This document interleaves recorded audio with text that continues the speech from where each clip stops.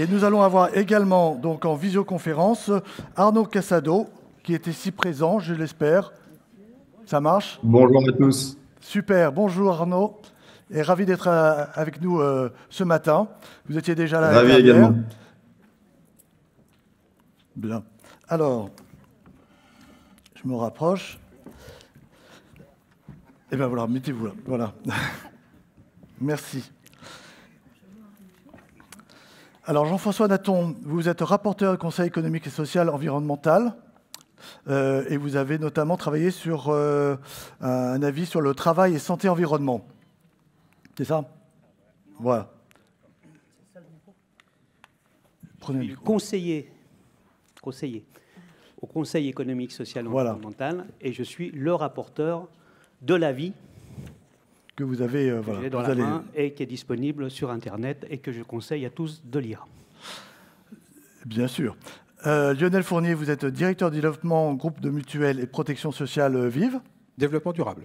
Développement durable, ouais. Très bien. Madeleine Gilbert, vous êtes secrétaire nationale confédérale CFE-CGC, transition vers un monde durable. Voilà, vous avez un micro. Allez-y. Tout à fait. Bonjour à toutes et à tous. Et Aline Bachian, vous êtes directrice de l'école Climate Factory du MEDEF. Absolument. Bonjour à toutes et à tous. Bien. Alors justement, et donc Arnaud Cassado, pardon, il faut quand même, je pense à vous aussi. Vous êtes maître de conférence à l'Université de Paris 1, Panthéon-Sorbonne. Voilà. Et un grand spécialiste donc, des questions de transition écologique. On vous lit souvent dans les journaux. Merci donc à tous d'être avec nous ce matin. Peut-être qu'on va commencer par cet exemple du MEDEF qui est assez intéressant. Vous avez créé donc cette école Climate Factory, donc l'organisation patronale MEDEF qui lance une école. Vous pouvez nous expliquer qu'est-ce qui se cache derrière tout ça? Absolument. Alors c'est vrai que c'est assez innovant pour un syndicat de patrons de se lancer dans les écoles. Alors, pour tout vous dire, c'est la deuxième école, puisque le MEDEF a déjà créé en 2018 une école de la transformation digitale pour accompagner les entreprises, bien sûr, sur leur accélération numérique et recruter surtout des nouveaux profils et des nouveaux talents, donc des jeunes, mais aussi beaucoup de personnes en évolution professionnelle et reconversion professionnelle. Et là, on lance donc la petite sœur, on va dire, la Climate Factory, pour que le MEDEF puisse se positionner maintenant sur les deux transitions qui nous préoccupent tous, transition numérique, transition écologique, et même cible, c'est-à-dire des jeunes, soit en poursuite d'études, soit en reprise d'études, soit des profils en reconversion, avec des formations par le dispositif donc de l'alternance, ou des formations courtes, plutôt dédiées aux collaborateurs dans les entreprises. Donc j'imagine qu'il y a une prise de conscience, évidemment, à l'origine de cette initiative. Absolument. En fait, la chance que nous avons, effectivement, au MEDEF, c'est d'être proche des entreprises, clairement. Plutôt une cible TPE, PME, ETI. Bon, bien sûr, des grands groupes, mais plutôt sur cette cible-là. Donc, très proche, on échange beaucoup. Et de fait, ce sont des enjeux et puis des actions ou des envies, bien évidemment, très présentes dans la tête des collaborateurs ou des dirigeants. Et c'est pour ça que le MEDEF, effectivement, se positionne sur ces thématiques. Parce qu'actuellement, dans les cursus qui sont proposés, il n'y a pas assez de formation Alors, en fait, il y a beaucoup de formations sur Lyon. On a de la chance. Sur Lyon, c'est vraiment un terrain de formation très, très dense. Pléthore d'écoles, pléthore d'organismes de formation, pléthore de CFA, Centre de formation des apprentis. Nous, on a la chance d'avoir notre propre CFA qu'on a créé il y a 5 ans. Donc, grâce à ce CFA, ça nous permet de nous positionner sur des profils jeunes par rapport à l'apprentissage, mais également en tant qu'OF, organisme de formation sur des profils moins jeunes. Et cette prise de conscience, c'est de se dire que tout le monde essaye finalement dans ce schéma de jouer quelque chose et d'apporter des solutions concrètes. Et on n'a pas la prétention de dire que le schéma effectivement du MEDEF est plus intéressant ou moins intéressant, mais en tout cas, on veut y contribuer de manière très opérationnelle. D'accord. Donc l'ouverture est prévue? Alors on a une ouverture, un lancement, une inauguration la semaine prochaine, le 17 octobre, dans les locaux du MEDEF pour lancer l'école de la Climate Factory. Et on a nos premières formations qui démarrent le 27 octobre, donc c'est maintenant, quoi. Et puis des formations courtes pour les collaborateurs, dirigeants, managers, le 8 novembre. Très bien. Bon, écoutez, bon vent pour cette école. Jean-François Natton, donc, je vous ai cité tout à l'heure, vous avez donc effectivement travaillé sur un rapport consacré au travail santé-environnement. Est-ce que vous pouvez nous en donner les grandes lignes? Avec grand plaisir. Donc, je n'ai pas travaillé tout seul. J'imagine. Alors, je vais en profiter quand même, ma page de promotion, au-delà de la vie, mais c'est promouvoir le Conseil économique, social et environnemental. Donc je fais un petit mot sur cette belle institution de notre encore belle République. Donc le CESE, c'est quand même la 3e assemblée de la République de France. Souvent méconnue, des fois un peu moquée, alors que nous sommes la chambre de la société civile dite organisée. En fait, les 175 conseillères et conseillers, j'ai l'habitude de dire, nous sommes une mini-France. Et nous représentons, à nous 175, plus de 82 associations, organisations de ce pays, de la galaxie du social, de l'environnement et de l'économie. Donc, nous sommes représentatifs et nous sommes ce qu'on appelle la chambre du premier mot. Nous sommes là pour éclairer le gouvernement, les pouvoirs publics et pour, si nous étions un tout petit peu plus lus, écoutés, permettre de meilleurs équilibres dans l'organisation de ce beau pays et notamment dans l'élaboration des lois. Et donc, dans ce CESE, on est une institution qui rejette le bruit et la fureur. On est dans une culture, à l'image de cette journée d'ailleurs, et donc je remercie grandement Dominique Van Rose et ses équipes de l'organisation.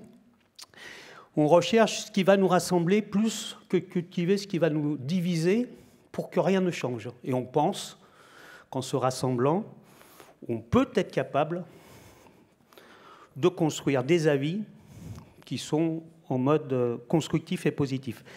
Et cet avis a été voté à l'unanimité. Voilà, c'est ce que... Et donc ça, c'est très important qu'il soit voté à l'unanimité. Ça veut dire que l'ensemble des forces sociales de ce pays se sont retrouvées sur ce document pour porter les nécessités des transformations dans un...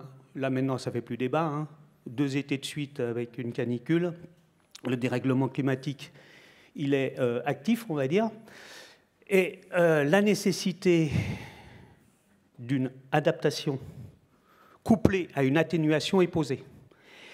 Et dire adaptation, on peut mettre la clim, et on a adapté, mais on n'a rien résolu. Donc il va nous falloir relever le défi, mais ça a été évoqué aussi par Pierre Ferracci, relever le défi, certes de nous adapter, mais tout en atténuation l'impact des activités humaines sur le climat, sur la nature. Et ce défi-là, le monde du travail ne pourra pas le relever seul.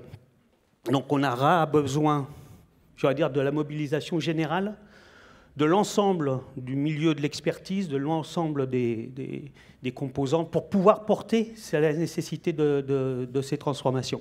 Et donc cet avis, il y a toute une partie descriptive, mais il est porté par 17 préconisations, c'est ce qu'on nous demande. 17 préconisations, pour ceux qui vont la lire, vous les trouverez très cohérentes. Et dans ces 17 préconisations, elles sont traversées par 3 déterminants. Le dialogue social, au centre. Rien ne se fera sans dialogue. La journée est là. Mais ce dialogue social, il doit passer par, j'allais dire, une stratégie de formation. Il va y avoir une table ronde, donc il y a une préconisation sur formation commune. Je pense que le monde du travail a besoin de monter en compréhension de ce qui se joue d'une manière ensemble, donc patronat et organisation et voilà, monde syndical. On a besoin de comprendre ensemble ces sujets-là. Donc une stratégie de formation, le dialogue social, le document unique comme arme de la transformation, sauf que document unique, moins de 50% des entreprises de ce pays l'ont mis en œuvre. Donc 50% des entreprises de ce pays n'appliquent pas la législation. Donc là, il y a aussi quand même un petit souci. Et on ne peut pas faire des colloques et puis pas après mettre en œuvre. Donc là, il y a c'est comment on s'applique à soi-même ce qu'on exige des autres. Donc là, il y a une révolution à faire dans le milieu patronal quand même. Il y a une critique forte dans cet avis sur les conséquences des ordonnances Macron, parce que moi j'ai bien entendu la table ronde précédente, mais les CSE, c'est quel moyen? La disparition des CHSCT, tout le monde s'accorde maintenant pour pleurer, parce que qui regarde le travail? Qui s'occupe de ces questions-là? Plus personne. La surcharge des élus et mandatés est catastrophique. Nos élus et mandatés, c'est le rapport et on s'est accordé là-dessus, passent plus de temps dans les réunions que dans les ateliers. Comment tu veux être au contact de la réalité du travail quand tu n'es plus au travail? Donc on a un vrai problème, je veux dire, de surcharge de travail, voire de souffrance militante. Donc là, on a quelque chose de très important à revoir. Et ça pourrait être, il y a une conférence sociale qui s'ouvre au Conseil économique lundi. Ça peut être aussi, entre deux phrases sur les salaires, de reprendre le débat sur la pertinence d'avoir des CSE avec la porte d'entrée du travail. Et à cet instant, mais après je vais arrêter parce que je vais trop long, mais la commission travail-emploi du CESE, présidée par Sophie Thierry, Sophie a pris l'audace que l'ensemble de la mandature du CESE va pour avoir comme porte d'entrée le travail. On a beaucoup travaillé sur l'enveloppe du travail, l'emploi, le salaire, encore vu tout à l'heure, mais peu sur le travail lui-même, son sens et sa finalité. Et sous l'autorité de Sophie Thierry, l'ensemble de nos avis sur les 2 ans et demi qui nous restent aura sous la porte d'entrée du travail. Et ça change tout. Ça change tout, parce que parler du travail, c'est parler des travailleuses et des travailleurs. C'est parler du réel. Et on va affronter le défi climatique à partir de cette réalité du travail. Et dans l'avis que vous allez tous lire, la dernière recommandation qui va envelopper les 16 autres, c'est que le devoir d'écoute des travailleuses et des travailleurs rentre comme premier principe de prévention du Code du travail. Donc le 10e, il y en a 9, un 10e principe de prévention, que ce soit le devoir d'écoute. Et ce devoir d'écoute devient le premier. Parce que pour appliquer les 9 autres, encore faut-il entendre, comprendre les situations de travail. Et ce sont les travailleuses et les travailleurs qui savent mieux que personne la réalité du travail. Et la grande catastrophe dans laquelle nous sommes, notre beau pays, c'est que nous n'écoutions plus les uns et les autres ceux qui font, parce que ceux qui font, c'est ceux qui savent. Juste un mot encore sur le... Peut-être, vous pouvez nous citer 2 ou 3 préconisations qui ont pu être avancées dans ce rapport. Alors, la dernière, je viens de la dire. Oui.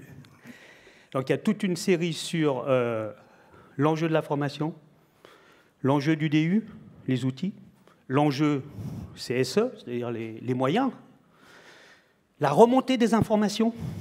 Donc, on a... Alors, il y a 2 jours, j'ai eu le privilège de faire, aux côtés du directeur général du travail, l'ouverture des journées de santé au travail de présence. Donc, c'est l'univers de la médecine du travail, enfin, des services de santé et de prévention du travail, dans lequel des médecins travaillent. 640 personnes réunies, c'était bien de pouvoir parler. On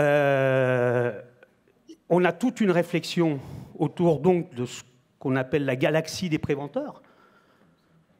Qui va aider les employeurs, qui va aider les organisations syndicales? Donc il y a l'enjeu de la proximité. Donc comment ils vont se mobiliser, comment eux-mêmes vont intégrer le dérèglement climatique comme une priorité de leur réflexion et donc de leur action. Et pas seulement nous parler de choses sans tenir compte de ce dérèglement climatique. Donc eux-mêmes ont une réflexion à mener et eux-mêmes ont à se transformer et à accélérer. On a toute une réflexion sur ce que d'autres ont déjà développé, mais aujourd'hui qui devient une urgence absolue, c'est de penser global. Le monde de la santé au travail doit être le déterminant de la santé, donc de la santé publique. On ne peut plus concevoir l'humain est un. On ne segmente pas ce qui relève du travail de l'ailleurs. Donc il y a toute une réflexion et des préconisations pour tendre à là. Et là, on a besoin de données. On a besoin de mettre de sortir de l'invisibilité des mots du travail. Et donc il y a toute une réflexion sur la compilation des données. Enfin bon, ça peut paraître technique, mais c'est très politique. Sans lisibilité, on ne comprend rien. Sans lisibilité, on ne comprend rien. Donc, voilà. Et puis, bon, j'ai parlé de la formation, j'ai parlé des élus, j'ai parlé du pouvoir d'agir, en fait, de donner aux élus et mandatés, le pouvoir d'agir, de pouvoir des travailleuses et des travailleurs. Donc, c'est un avis. Alors, je termine vraiment là-dessus, parce qu'il faut que vous teniez compte de cela. Il est voté à l'unanimité. Ça veut dire que l'ensemble des organisations qui l'ont validé sont redevables d'en tenir compte. D'en tenir compte. Madame Gilbert, qu'est-ce que ça vous inspire ? Alors, tout d'abord, je tiens à remercier Monsieur Vendroz et le Progrès pour cette invitation. Alors, je vais rebondir sur le CESE. Effectivement, une instance qui rend des avis importants, de qualité. Et moi, je dirais qu'aujourd'hui, moi, je suis membre du CESER, Conseil économique, social, régional, environnemental. Je devais être à la commission environnement ce matin. Et je vous le dis parce que nous travaillons sur entreprise et biodiversité. Et dans cet avis qui va être rendu dans les semaines qui viennent, on a souhaité vraiment mettre un volet entreprise par rapport au travail, par rapport à sa contribution sur la biodiversité, comment elle agit, comment on la prend en compte. Et moi, je lisais tout à l'heure sur vos panneaux quelque chose d'important, donc je vous encourage à les lire parce que c'est très bien fait. Le dialogue social contribue au sens du travail et à sa qualité. C'est ce que vous disiez, monsieur. Il garantit ainsi son utilité économique et sociale pour le bien commun. Et effectivement, le bien commun, c'est ce qui nous relie et ce que l'on a oublié. On l'a oublié et parce qu'on est tous reliés, je dirais, à l'économie. Et on a oublié tout simplement le vivant, ce pourquoi on respirait, on vivait, on mangeait, etc. Voilà. Donc aujourd'hui, dans le travail, il y a différentes lois qui ont été émises et c'est indispensable dans le dialogue social, vu les circonstances, le contexte. Moi, je voulais juste revenir un petit peu sur le passé, parce que ça ne date pas d'aujourd'hui. Donc, il y a la loi Climat et Résilience, la loi Pacte qui donne des nouvelles attributions sur l'environnement, les enjeux sociaux et environnementaux de sa raison d'être. Mais je voulais simplement, on l'avait oublié, moi j'aime bien le rappeler, il y a la loi NRE, c'est la nouvelle loi de régulation économique qui a été promulguée en 2001. Donc ça ne date pas d'aujourd'hui, et qui disait limiter les effets néfastes de la mondialisation et du réchauffement climatique. Donc on était, il y a un peu plus de 20 ans, déjà dans ce système. Mais personne n'a voulu prendre en compte cette affaire. Et aujourd'hui, on est confronté à ce qu'on connaît, des règlements, réchauffement, comme on veut. Et dans les instances j'en viens au cœur du sujet, dans les instances représentatives du personnel, avec la loi climat, il y a de nouvelles attributions environnementales qui sont données, mais comment on les applique ? C'est-à-dire sans moyens supplémentaires, sans heures de formation supplémentaires, sans instances, je dirais, dédiées à ce sujet, que fait-on ? Alors bien sûr, il y a des commissions environnement facultatives qui peuvent être mises en place. Je vous ferai grâce des articles, si vous voulez, vous viendrez me voir après. Ou vous demanderez à Arnaud, il les connaît par cœur, qui peuvent être mises en place. Mais ce sont les directions qui décident, et ce n'est pas toujours l'évidence même de pouvoir flécher tous les sujets environnementaux dans ces commissions, ce qui est bien dommage. Donc le sujet climat, biodiversité, économie circulaire, mobilité, parce que ça en fait partie, il est dilué dans plein de commissions, sans un fléchage dans une commission où on voudrait dire, voilà, on traite tous les sujets. Et je pense qu'aussi, c'est un signe, c'est-à-dire de ne pas mettre en place des commissions, de ne pas avoir décidé des commissions environnement dites, on va dire pas obligatoires, dédiées à ce sujet. c'est pas un message, je dirais, bénéfique. Il aurait fallu vraiment dire, voilà, on souhaite, c'est ce pour quoi on milite, la CFE-GC, d'avoir des commissions environnement, allez, je le dis, obligatoires, pour qu'on puisse avoir tous les sujets traités, que ça soit aussi une instance où des salariés puissent siéger aux côtés des représentants. Et moi, je dirais que le dialogue social, c'est... dans l'entreprise, nous avons des instances représentatives du personnel, donc les salariés votent. Donc, par rapport à ça, c'est vraiment la représentation des salariés et qui permet de prendre en compte et de discuter. C'est-à-dire qu'il faut reconnaître la voix de la démocratie. Donc, c'est important, effectivement, d'avoir ce volet vraiment de reconnaissance. Alors, je disais l'écoute, mais je dirais aussi le respect. Le respect du vote des salariés, qui est très important. Et je pense que ça légitime toutes les parties prenantes autour de la table et des CSE, enfin des gens qui siègent dans les CSE. Arnaud Casado, je vais vous laisser la parole, mais juste avant, donc vous êtes CESE, vous êtes Césaire. Il y a des passerelles entre les deux parce que tout le monde travaille sur les mêmes thèmes. Est-ce qu'il y a quand même de temps en temps une coordination pour que justement que ça soit vraiment plus efficace possible? Mais nous sommes efficaces. Je n'en doute pas, mais il y a encore du chemin à faire. Pas uniquement, non, mais justement, il y a des instances qui réfléchissent, et puis, bon, on voit que le résultat n'est pas toujours à la hauteur. Les Césaires de France. Il y a eu une très belle mission il y a quelques années, portée par votre serviteur, sur le lien à construire, à valoriser, à renforcer entre les Césaires et le CESE.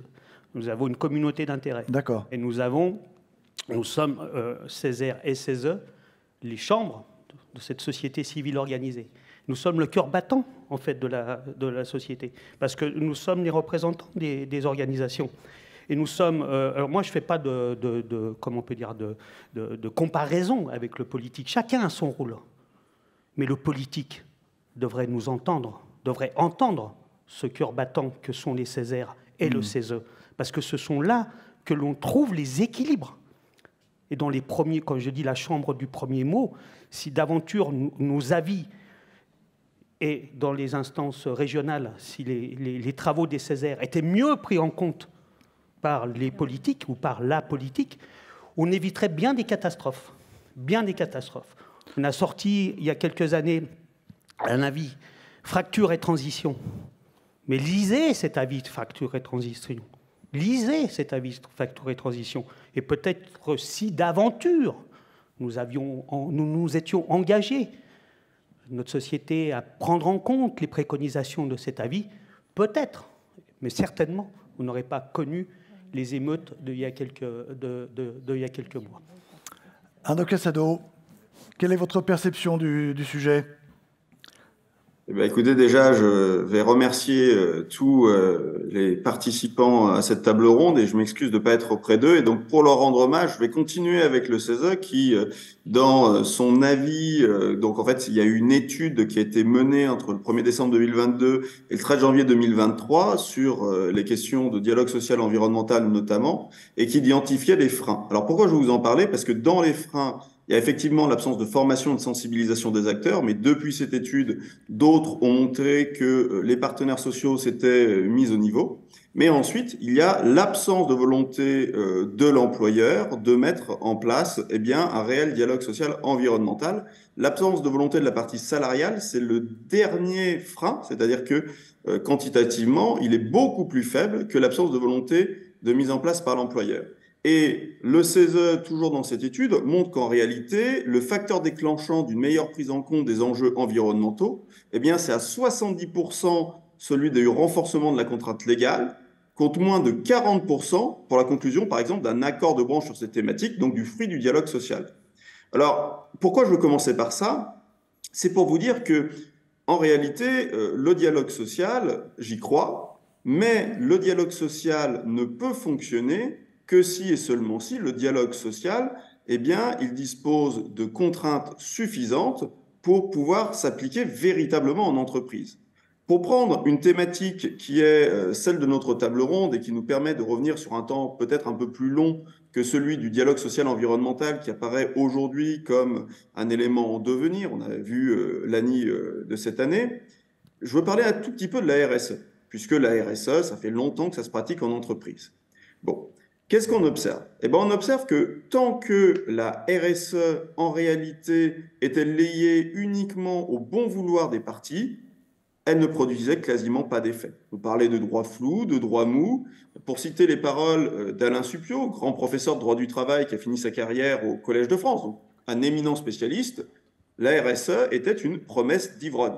Bon, c'est un terme assez fort, mais qui montre bien qu'en réalité, à partir du moment où on laissait ces éléments de négociation à la seule main des partenaires sans contrainte extérieure, eh bien, en réalité, ça ne fonctionnait pas.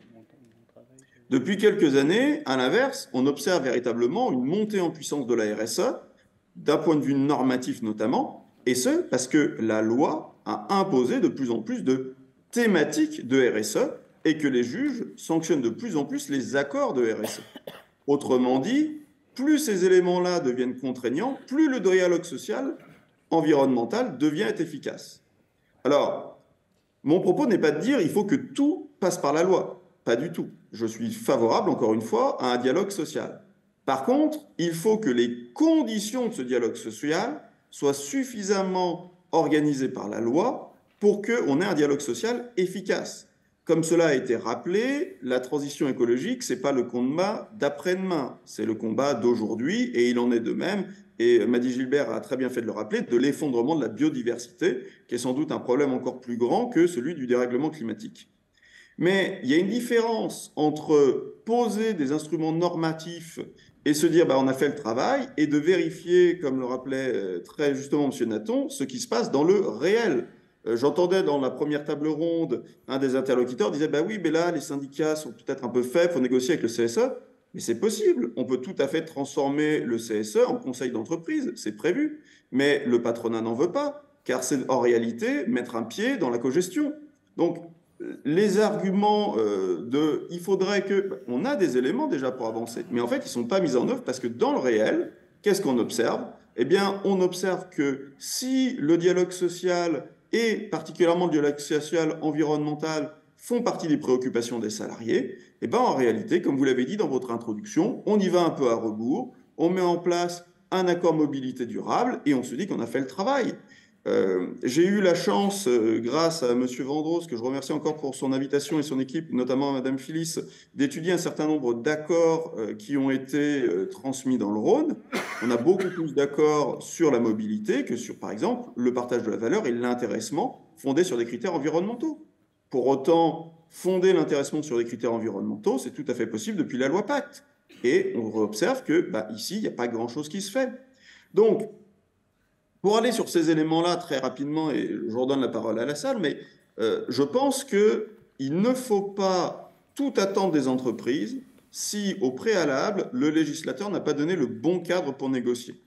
Et une fois, par contre, que le bon cadre est mis pour négocier, qu'il est suffisamment contraignant, je pense que là, en entreprise, eh bien, on peut faire de la dentelle et travailler au plus près, parce que comme ça a été rappelé dans la première table ronde, eh bien, on ne peut pas envisager...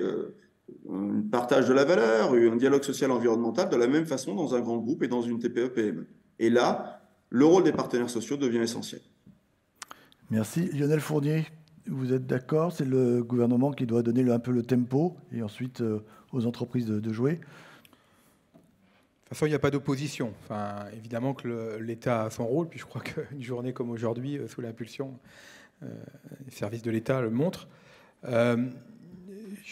Pour autant, je suis persuadé que pour que ce dialogue social fonctionne, il faut que l'entreprise ait bien compris que l'enjeu du dérèglement climatique, ce n'est pas un enjeu annexe, ce n'est pas qu'un enjeu législatif, légal, avec des obligations, c'est un enjeu de survie de son activité. On parlait, d'abord, moi je situe le sujet du dérèglement climatique pas pour sauver la planète. Le sujet, ce n'est pas la planète. Le sujet, c'est notre santé. Le rapport le dit, on a déjà des effets sur la santé pour les travailleurs et plus globalement. On a à chaque journée de canicule. Il y avait un graphique très intéressant dans le Parisien l'année dernière qui montrait la corrélation qu'il y avait entre la hausse de la mortalité et les jours de canicule. Et je ne vous parle pas de tout ce qui s'est passé sur la durée avec les effets cumulés. Donc et puis on voit bien les problèmes de l'eau, etc. Donc on a un sujet de santé. Alors ça ne concerne peut-être pas directement toutes les entreprises, n'empêche que développer une activité économique dans une société qui a des problèmes de santé, c'est quand même pas très pratique. Et d'autant plus que les problèmes de santé se cumulent. Puisqu'aujourd'hui, on a quand même une progression des maladies chroniques. Et donc on arrive, on est à 34% des Français aujourd'hui qui subissent une maladie chronique, donc ça fait quand même beaucoup. Et quand vous cumulez les effets du dérèglement climatique, chaleur, etc., avec une maladie chronique, on l'a vu par exemple pendant le Covid, là aussi, qui n'était pas sans lien non plus avec des problèmes de biodiversité, tout se cumule, vous avez un ingrédient pour que les choses se passent mal. D'ailleurs, on l'a bien vu pendant le Covid, ça a été compliqué pendant quelques mois de faire de l'activité économique. Donc quand on aura... Déjà, il faut que les entreprises arrivent à prendre en compte ces sujets-là. Et quand cette prise en compte sera faite, je pense qu'avec le cadre du dialogue social qui est fixé, les choses seront quand même plus simples. Donc je pense que d'abord, c'est la compréhension, et par les entreprises et par les partenaires sociaux, des enjeux réels. Vous souhaitez réagir par rapport à ce qui vient d'être dit ?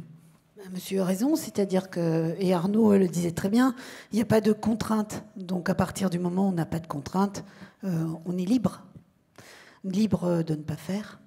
Ce qui est le cas quand même. Ce qui est le cas aujourd'hui. Alors effectivement, on va être positif. Il y a des sociétés et des entreprises qui ont bien compris les enjeux aussi réputationnels, les enjeux aussi pour leur business, donc qui s'engagent dans cette transition et dans un dialogue social. Surtout qu'aujourd'hui, il y a des maintenant, enfin, il n'y a pas de...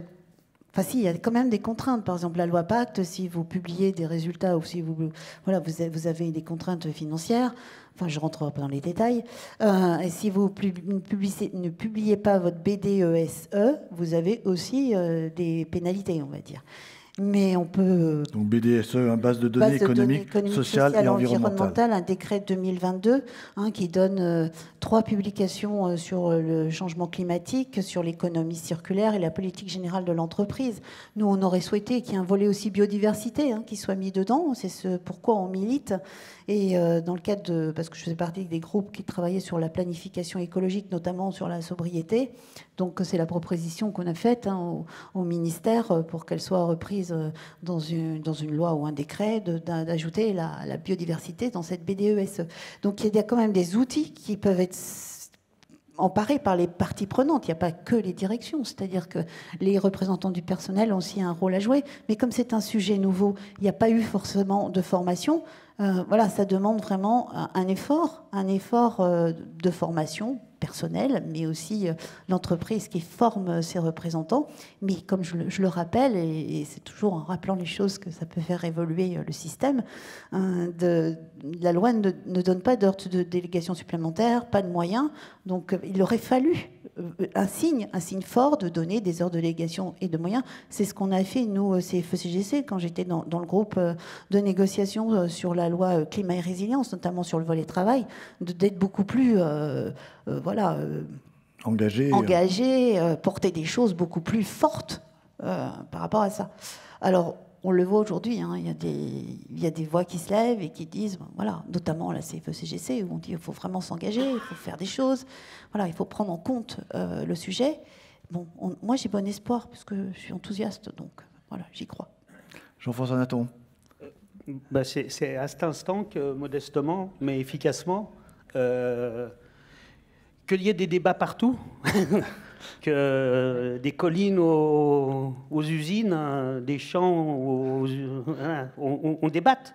Et moi, je crois très fort à la formation. Par exemple, au CESE, c'est encore Sophie Thierry qui a voulu... On a ouvert la commission travail-emploi, quand on a installé, donc il y a 2 ans maintenant.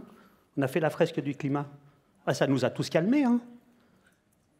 Quand tu comprends que ce sont les activités humaines qui portent la responsabilité du chaos dans lequel nous sommes et que nous allons aller d'une manière inéluctable, si rien ne change, au moins pendant les 30 prochaines années, activités humaines, qu'est-ce que c'est que les activités humaines, si ce n'est le travail ?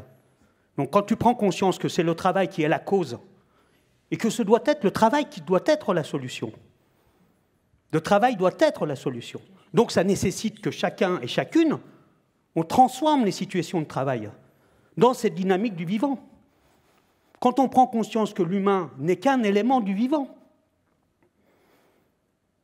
ça change tout. Ça change tout. Et donc on est dans cette accélération-là. Donc moi, il va y avoir un atelier là sur formation commune. Donc il y a une préco. Il faut qu'on monte en compréhension et pas qu'on soit dans une Enfin, c'est l'humanité qui est en danger là. C'est pas. Donc il y a peut-être une prise de conscience. Il faut aller plus vite. Plus vite, plus fort et plus haut, comme on dit, hein, aux Jeux Olympiques. Mais là, il faut. Mais l'électrochoc, il doit être quand même sur la partie patronale. Hein. Et la partie patronale, elle ne peut pas voter un avis comme celui-ci pour qu'en rien, que ce soit silence dans les rangs après. Hein. Parce que là, il y a des engagements. Hein. C'est des engagements. Donc il faut les tenir. Sinon, la crédibilité de nos instances est complètement foutue. Hein.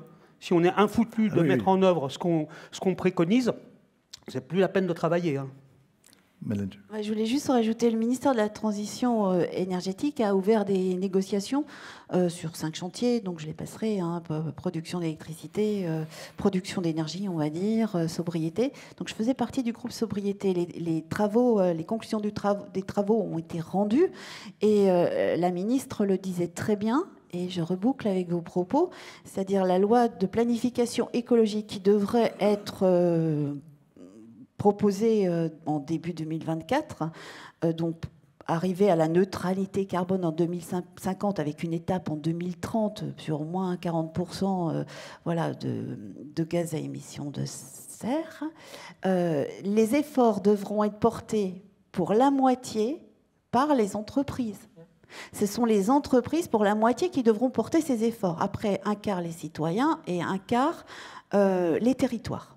Donc voilà, on le voit bien, les entreprises auront un gros challenge et un engagement à prendre dans cette neutralité. Lionel Fournier, c'est mission impossible ou Non, pas du tout. D'abord 2 choses. Tout à l'heure, Jean-François disait le travail est la cause, mais peut être aussi la solution. Et je pense que la transition écologique est un enjeu de santé, mais peut aussi régler les enjeux de santé plus globaux. Je veux dire une alimentation plus durable, hein, qui est souvent meilleure pour la santé, une mobilité plus active, enfin moins carbonée et souvent plus active. Voilà. Donc on est peut-être aujourd'hui dans un cercle vicieux, on sait qu'un cercle vertueux existe. Ça, c'est le premier point. Deuxièmement, là, il y a une fenêtre de tir là, qui arrive, justement, avec les législations, qui est beaucoup décriée, parce qu'elle est vécue comme quelque chose de bureaucratique, etc. Et moi, je pense que c'est une opportunité, c'est la CSRD. Donc la directive européenne sur la durabilité, qui est en train d'être transposée, les travaux pour qu'elle soit transposée en France. Et la durabilité, alors ça va s'adresser dans un premier temps aux entreprises d'une certaine taille, mais après tout, personne... voilà. Et on va demander aux entreprises, en particulier sur la question climatique, non pas simplement de donner les indicateurs, de dire ce qu'elles ont fait, mais surtout de dire ce qu'elles veulent faire. Quelle est leur stratégie? Quelle est leur politique? Quels moyens associés? Et là, pour travailler là-dessus, là, le dialogue social, il a toute sa place. Donc je pense qu'on a cette opportunité-là qui va démarrer à partir de 2025. Saisissons-la. Je voulais juste rajouter... Voilà, c'était pas simple aussi pour les entreprises parce qu'il y a quand même un empilement de normes et de contraintes où elles s'y perdent un petit peu dans les textes et les rapports à rendre. Oui. Donc on avait fait à la plateforme RSE l'inventaire. La plateforme RSE, c'est France Stratégie, voilà, qui a vraiment un pôle RSE dédié. Et on avait fait ce travail de référencement de tous les textes. Et effectivement, il y a des textes qui se télescopent, qui s'empilent. Donc, ce n'est pas toujours évident pour les entrepreneurs et les entreprises de faire. Et la CSRD, ça sera que pour les entreprises des grands groupes côté européenne. Normalement, c'est ça.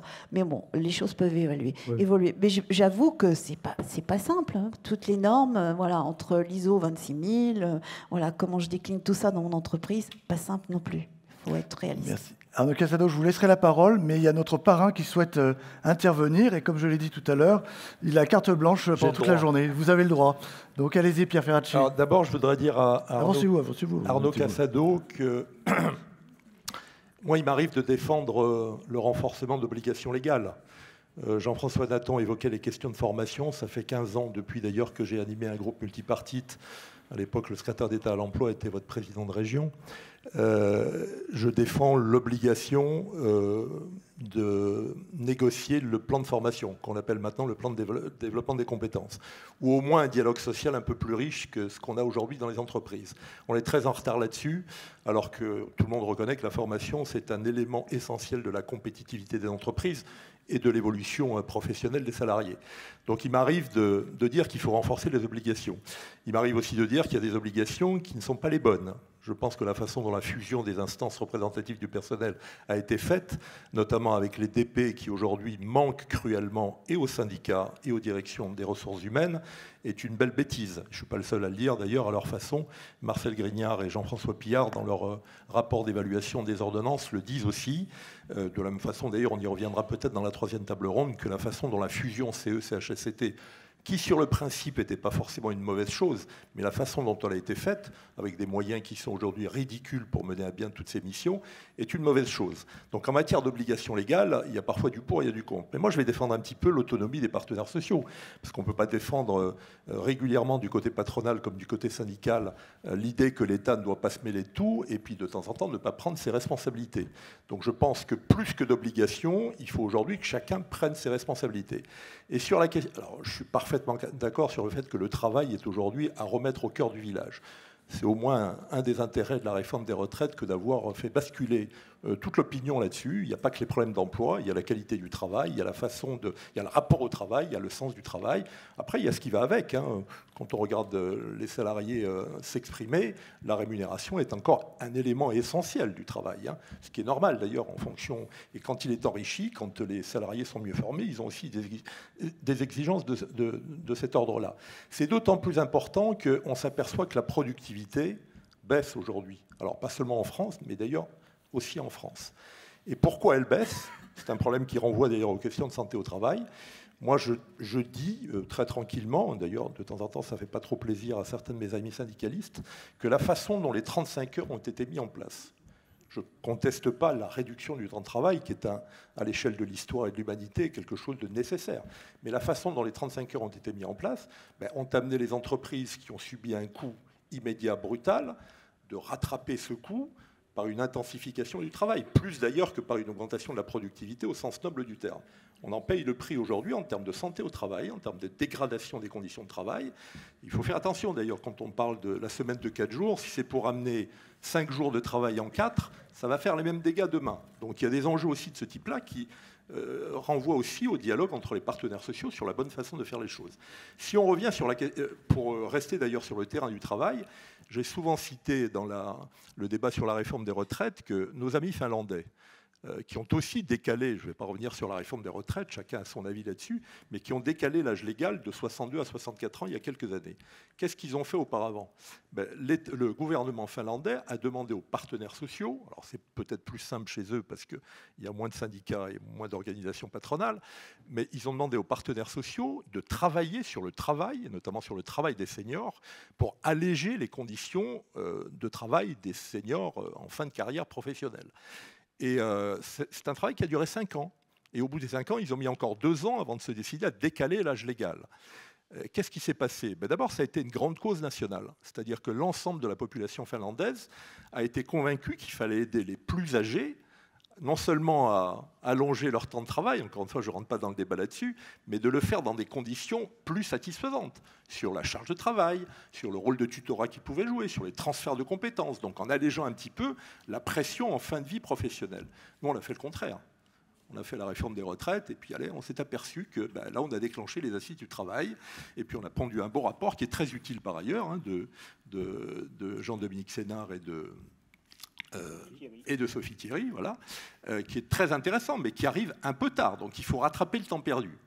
De la même façon que sur l'environnement, il faut rattraper le temps perdu. C'est pour ça que, je veux dire, moi je veux bien que l'État impose toutes les contraintes aux entreprises, Mais l'État, il n'a pas été capable en matière d'environnement ces derniers temps et de développer les énergies alternatives, le solaire et l'éolien. Et il a en plus sacrifié ce qui était un de nos atouts, qui était l'industrie nucléaire. On a la totale aujourd'hui. On a repris du retard sur le nucléaire. Les Américains avancent plus vite que nous aujourd'hui. C'est eux qui vont régler le problème de la fission nucléaire demain, parce que ITER a moins de moyens aujourd'hui qu'il en avait avant. Puis en matière d'énergie renouvelable, bon. Donc il faut que, de temps en temps, on se dise aussi que l'État n'est pas la garantie de faire bien les choses. Et c'est pour ça que j'ai évoqué tout à l'heure des obligations légales qui me paraissent pertinentes et d'autres qui me le paraissent moins. Sur l'environnement, moi je pense que la question essentielle, moi je dis toujours, même si ça déplaît à certains de mes amis écologistes, que la mère de toutes les batailles, c'est la bataille contre la pauvreté, contre les inégalités sociales. Et la protection de la planète, comme la vigueur de l'économie, ça doit être au service de cet objectif-là. Et quand je parle d'inégalité sociale, je parle d'inégalité dans le rapport à la santé, dans le rapport au travail, dans le rapport à la qualification. Je veux dire, si on ne se rend pas compte qu'aujourd'hui, la façon dont la transition écologique est gérée, y compris par des contraintes qui ne sont pas adaptées, qui viennent de l'Europe, elle est en train de creuser les inégalités sociales. Mais je le disais tout à l'heure en introduction, on remettra les gilets jaunes et les bonnets rouges dans la rue. Et les gens et l'opinion publique refusera, alors qu'elle est plutôt convaincue qu'il faut le faire, qu'il faut protéger la planète demain. Mais on ne va pas protéger la planète si c'est pour que les gens y vivent moins bien. Donc il y a des problèmes de pouvoir d'achat, il y a des problèmes d'emploi, il y a des problèmes de travail, il y a des problèmes de sens du travail qu'il faut traiter en même temps que ça. Moi, je veux bien qu'à 27 pays en Europe, on vote un rythme de basculement dans l'électrique qui s'impose à tous les pays, et notamment à ceux qui ont une industrie automobile. Mais sur ces 27 pays, il y en a 20 qui n'ont pas d'industrie automobile. Alors c'est facile de prendre des mesures draconiennes et d'ouvrir la porte aux Chinois dans le bas de gamme de l'électrique et aux Américains avec Tesla dans le haut de gamme de l'électrique. Mais derrière, c'est nous qui allons ramasser aussi. Donc, je suis pour qu'il y ait des contraintes fortes en matière de protection de l'environnement. Je ne suis pas en train de dire qu'il faut faire le contraire. Mais j'aimerais que l'Europe ait des contraintes aussi fortes pour que l'accompagnement social de cette transition environnementale soit au rendez-vous. Et que les partenaires sociaux, syndicats comme patronat, se rendent compte que pour faire tout ça, il faut une économie qui se porte bien, il faut de la productivité au bon sens du terme, c'est-à-dire donner des outils qui permettent de gagner du temps pour faire plus de richesses, etc., etc. Donc l'articulation que j'évoquais au début de notre journée, j'en profite pour remercier, je voulais le faire en conclusion, mais Dominique Vendroos pour organiser ces belles tables rondes. Mais l'articulation que j'évoquais entre les enjeux environnementaux, les enjeux sociaux, les enjeux économiques, elle doit être au cœur des préoccupations des partenaires sociaux et donc du dialogue social. Ce n'est pas l'un contre l'autre. Moi, il m'arrive de dire que les actionnaires s'adaptent parfois beaucoup plus au basculement dans la transition environnementale, avec la RSE, avec ci, avec ça. Ils le font de mieux en mieux. Ils s'adaptent un peu moins bien aux moyens de la transition sociale et de l'accompagnement des salariés. Et puis de temps en temps, il m'arrive aussi à dire à mes amis syndicalistes que protéger l'emploi et protéger le travail, c'est bien, mais pas au détriment de la protection de l'environnement et de la protection de la planète. Donc c'est des équilibres qui ne sont pas faciles à trouver. Je cite souvent l'exemple de l'industrie automobile, il n'est pas simple. Bien sûr que je suis le premier à dire l'électrique est la solution pour demain, mais pas à n'importe quel prix. Pas au prix de faire des dégâts sociaux qui ne sont pas accompagnés, où la formation n'est pas au rendez-vous, l'accompagnement n'est pas au rendez-vous, et où les salariés de Bosch là, qui sont menacés à Rodez, ben, ce n'est pas forcément eux qui vont profiter des méga-usines de batteries dans le Nord. Donc il y a aussi un enjeu d'aménagement du territoire. Alors, tout ça n'est pas facile parce qu'il y a des décisions qui se prennent au niveau de la planète, d'autres au niveau de l'Europe, d'autres au niveau national, d'autres au niveau territorial et beaucoup au niveau des entreprises. Et la coordination de tout ça est quand même pas une sinécure. Mais c'est une raison supplémentaire d'avoir un dialogue social fécond, riche et respectueux de la vie des uns et des autres et puis de trouver qu'est-ce que je disais tout à l'heure, les compromis équilibrés, exigeants et éclairés. Merci beaucoup. Arnaud Casado, comment vous réagissez à tout ça ? Eh ben, non, mais je suis tout à fait d'accord avec notre parrain sur le fait que l'État n'est pas la garantie de bien faire les choses, mais je pense qu'il peut impulser. Pour vous en donner deux exemples très rapides, vous prenez le rapport, la synthèse du plan de juillet 2023, Mieux agir sur la planification écologique de France Nation Verte. Dedans, vous n'avez pas les mots négociation collective, vous n'avez pas les mots dialogue social. Donc, véritablement, là, loin de trop encadrer, au contraire, on se rend compte que les pouvoirs publics, le gouvernement, ne va peut-être pas assez loin. Or, je vous rappelle, il y a quelque temps, on disait pour sauver la planète, il y a 3 ans. C'est ce qui avait été dit après le rapport R6 du GIEC. Ça avait été pris par un certain nombre de jeunes dans les marches pour le climat. Un élément qui peut donner un coup de boost très rapide et qui, à mon sens, en plus, est d'un coût politique assez faible, eh bien, c'est d'imposer que dans les négociations obligatoires en entreprise, dans ce qu'on appelle les NAO, en réalité, doivent être considérées sur chaque typologie d'accord les questions environnementales, c'est-à-dire la rémunération sur un salaire, très bien.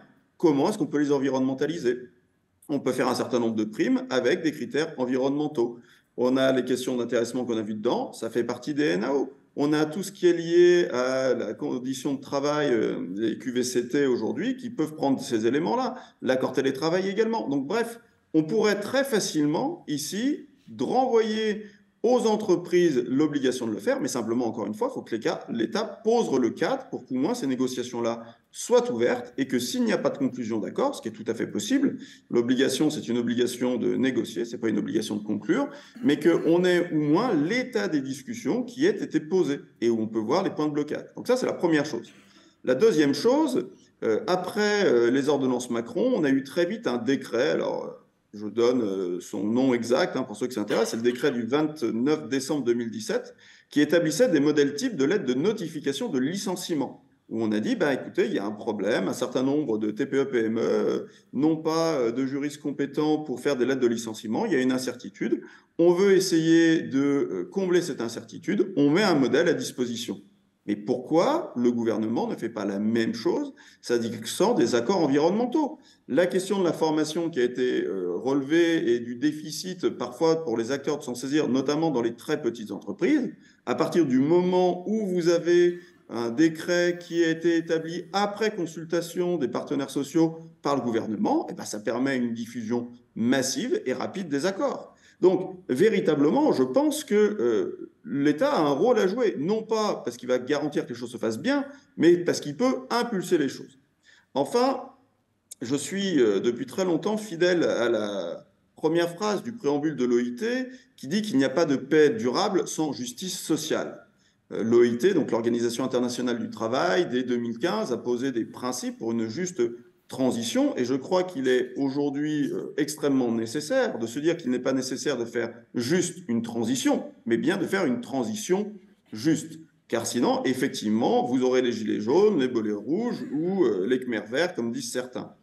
L'idée de faire une transition juste, ça signifie que chacun doit faire des efforts, ça a été dit, mais ça signifie aussi que la transition doit permettre à tous de vivre. Or, et je ne vais pas le citer ici, mais vous avez des rapports qui ont proposé de faire des licenciements pour des causes écologiques. Si la transition se résume demain dans le Code du travail à comment en réalité supprimer des emplois pour des causes environnementales, je ne suis pas certain que la transition se passera bien.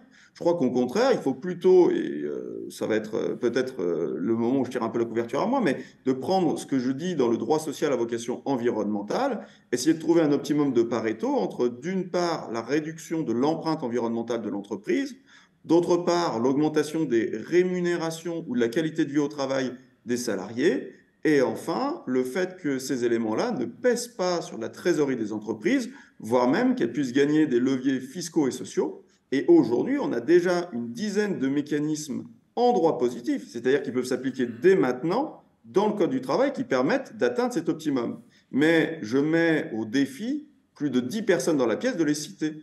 C'est-à-dire qu'en n'en faisant pas la publicité de ces mécanismes-là, eh bien, en réalité, on reste dans l'inaction, alors même qu'aujourd'hui, et ça a été rappelé par tout le monde, l'urgence, c'est d'agir.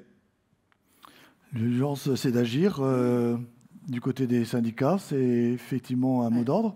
Oui, tout à fait. L'urgence, c'est d'agir. Donc, pour la CFE-CGC, il y a déjà une dizaine d'années, on s'est lancé dans les écritures de chartes, etc. Donc, monter en puissance. On a travaillé beaucoup avec le groupe de travail, la Convention citoyenne pour le climat, la loi climat et résilience. Pour rebondir avec ce que disaient Pierre Ferracci et Arnaud Casado, effectivement, zéro fin, un des objectifs de développement durable, une transition juste et acceptable par les salariés, qui passe par des outils mis à disposition, des lois, enfin un peu contraignantes, on va être diplomate, voilà, pour vraiment s'engager et faire en sorte qu'il y ait un véritable dialogue social à vocation environnementale, pour reprendre Arnaud Casado, mais que ça soit une volonté et mettre à disposition, je dirais, des moyens, des outils, des accords disponibles. Pour ma part, moi, j'ai essayé de les référencer, les accords environnementaux. Très compliqué. Oui. Voilà, très compliqué. On est obligé de passer beaucoup de temps pour récupérer. Donc, dans les Gifrance, on pourrait les mettre. Ça serait une très bonne chose. Et puis, je dirais que cette transition, elle doit être acceptable et elle doit être aussi déclinée dans les territoires et de s'appuyer sur les bonnes expériences. On a des militants qui ont monté des commissions environnement obligatoires, mais d'une manière un peu timide, où il y a des sujets qui ne sont pas forcément voulus abordés timidement, voilà, par les directions. C'est un peu dommage. Et ça sera le passage obligé, je pense. C'est l'obligation aujourd'hui. Voilà. Je veux juste rebondir sur ce qu'on disait tout à l'heure par rapport à l'électrochoc de la fresque du climat. Je pense qu'aujourd'hui, tout le monde devrait peut-être effectivement, tout citoyen, avoir la chance de pouvoir effectivement vivre cette fresque du climat pour prendre vraiment conscience des choses de manière très simple, en tant qu'humain sur la planète. Et c'est ce qu'on essaye de faire. On parle beaucoup de formation. Je crois que la formation est un vrai levier aussi. On doit se former, on doit apprendre et on doit comprendre les choses. Et c'est ce qu'on essaye de faire, en tout cas nous, à notre niveau, de former toute personne. En tout cas, on dit venez comme vous êtes, venez vous renseigner, venez vers nous. Il y a des problèmes effectivement au niveau du plan de développement des compétences, c'est plus le plan de formation. Donc c'est très compliqué aussi en termes de financement. Les gens veulent peut-être se former, mais comment, quand, comment on finance? Ça aussi, c'est un vrai sujet. Justement, quel est l'état d'esprit de vos candidats à vos formations? Ils sont là pour sauver la planète, ou est-ce que c'est finalement la transition écologique, c'est un secteur comme un autre? Alors, ils sont peut-être pas là pour sauver la planète. En tout cas, pour les plus jeunes d'entre eux, c'est une évidence. Ce sont vraiment des métiers pour eux d'avenir. C'est-à-dire, c'est un engagement ouais, ça reste citoyen. Vraiment, c'est du sens, c'est vraiment du bon sens peut-être simplement pour eux. Pour les plus anciens, parce que nous, on a des candidats qui vont de 20 à 60 ans. Moi-même, j'ai 53 ans. Donc pour les plus anciens, c'est peut-être une nécessité aujourd'hui, ou en tout cas une prise de conscience. Merci beaucoup à tous les quatre. Restez assis. On va laisser la parole maintenant à la salle, qui, j'imagine, doit avoir un certain nombre de questions, parmi lesquelles peut-être justement... Oui, pardon.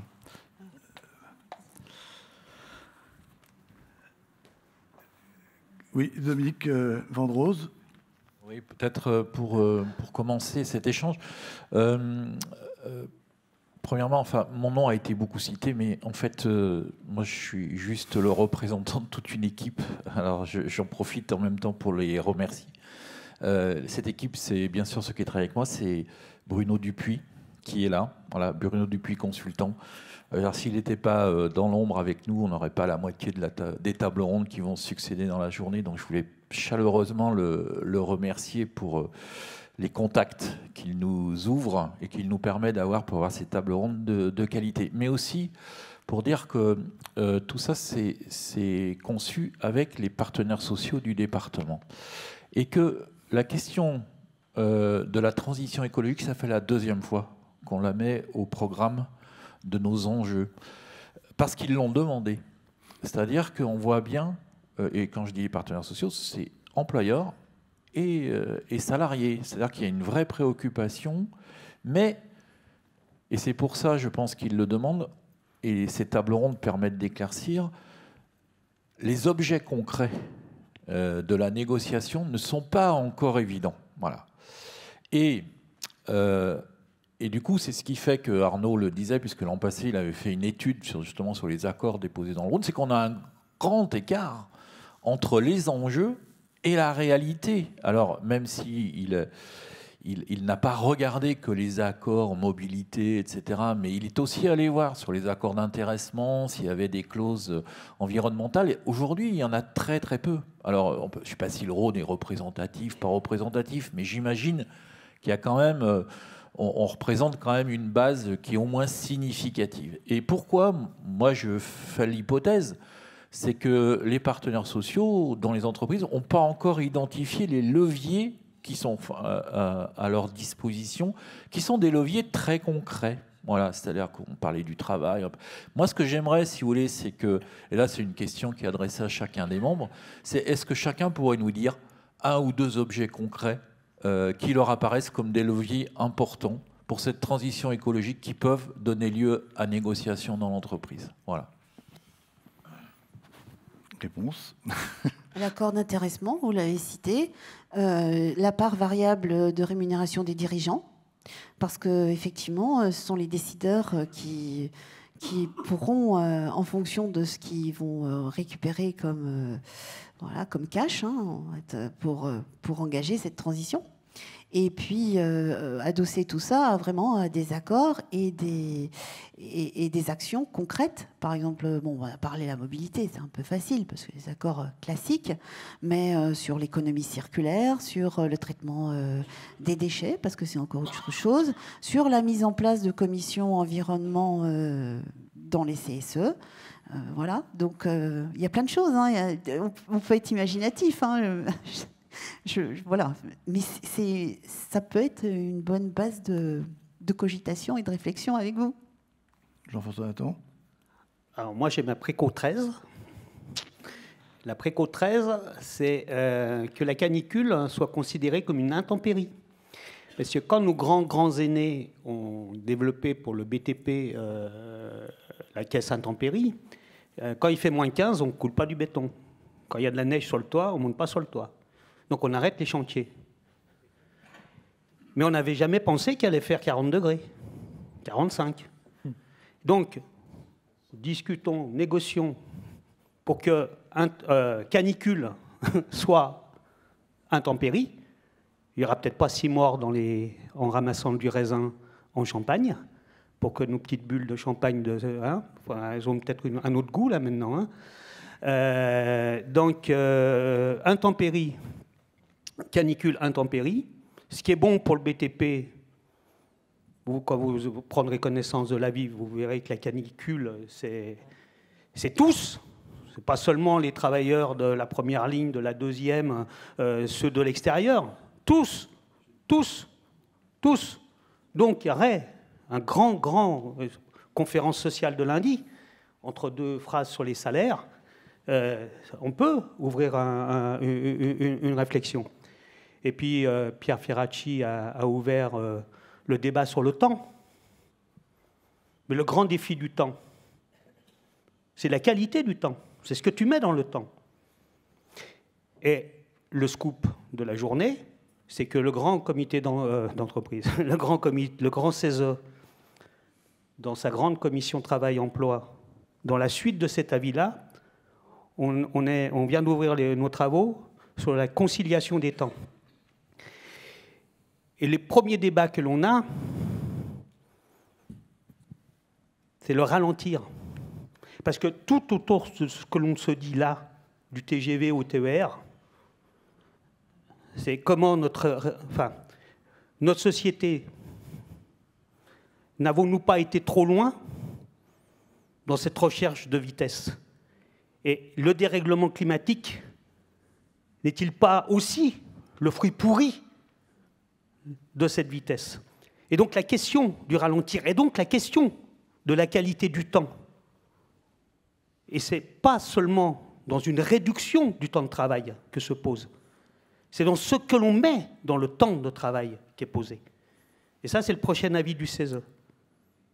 Et je pense que les avis du CESE, comme des Césaires, doivent être aussi des outils mis à disposition des organisations pour s'élever aussi dans la réflexion et ouvrir des négociations de transformation des situations de travail, au poste par poste.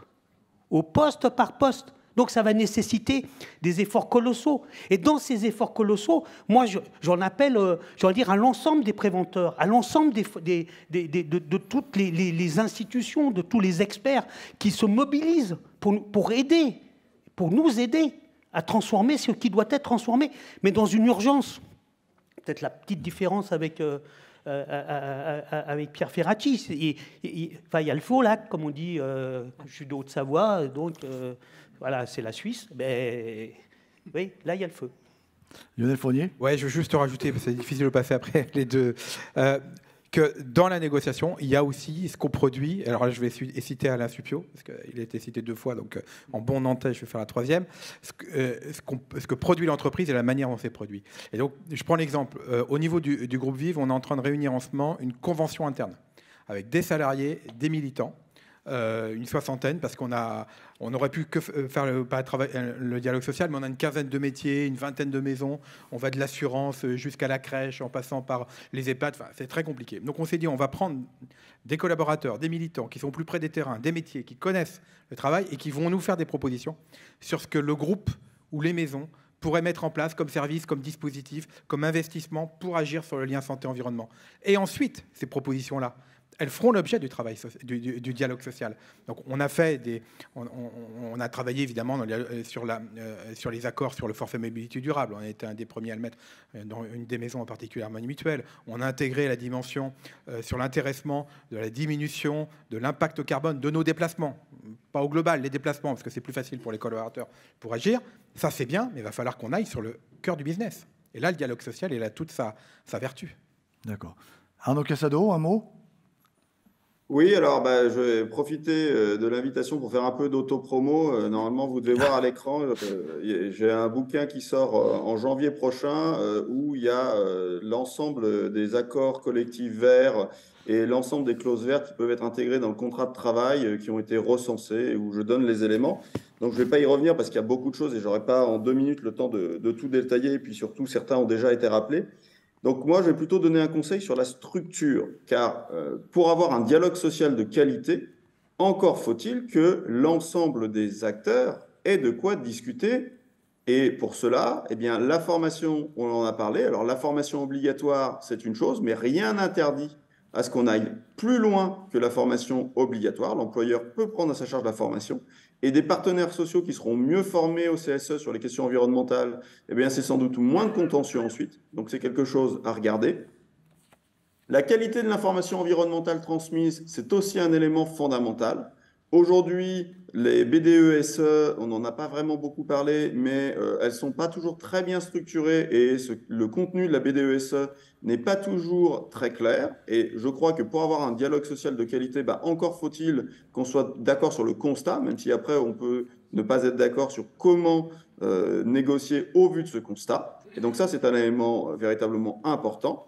Et puis, sur la question des moyens qui ont été donnés aux partenaires sociaux, il y en a 2 qu'on a évoqués rapidement, mais qui sont en partie à la main de l'employeur parce qu'il peut décider de les augmenter. Eh bien, c'est la question des ordres de délégation et puis, dans l'entreprise, d'instaurer une commission environnement qui s'occupe de ces questions parce que ce n'est qu'à partir du moment où les partenaires sociaux seront véritablement acclimatisés à ces questions environnementales que l'on pourra agir efficacement sur le sujet. Merci beaucoup. Tout va bien? C'est complet? Bon. Juste un mot. Moi, j'en profite là. Un dernier mot. Le dernier mot. Toujours dans la vie, il y a une préco que je vous, comme là, je parle beaucoup aux partenaires sociaux. C'est l'entrelacement pour porter un dialogue social de qualité à partir du dialogue professionnel. Et donc, j'en reviens à la préco 17. Sur l'écoute des travailleuses et des travailleurs. Et cette écoute, elle vaut pour le patronat comme pour les militantes et militants syndicaux. C'est comment on va passer d'un syndicalisme de sachant à un syndicalisme d'écoutant. Parce qu'avant de dire, encore faut-il savoir et comprendre. Un dernier mot, Madeleine? Effectivement, je vais rebondir sur ce que vous avez dit. Écoutez les représentants syndicaux, parce qu'ils connaissent bien leur entreprise, ils connaissent le fonctionnement, ils ont l'écoute des salariés qui remontent les informations et d'établir avec les directions, de challenger pour regarder la stratégie environnementale des entreprises, c'est déjà un premier pas, et puis de questionner les RH, les DAF pour s'engager. Donc c'est une immense tâche, certes, mais voilà, on parlait de défi écologique, c'est le premier défi déjà, de vraiment aller au cœur du défi environnemental dans l'entreprise, dans son entreprise. Merci beaucoup à tous les 4, vraiment c'était très très très intéressant.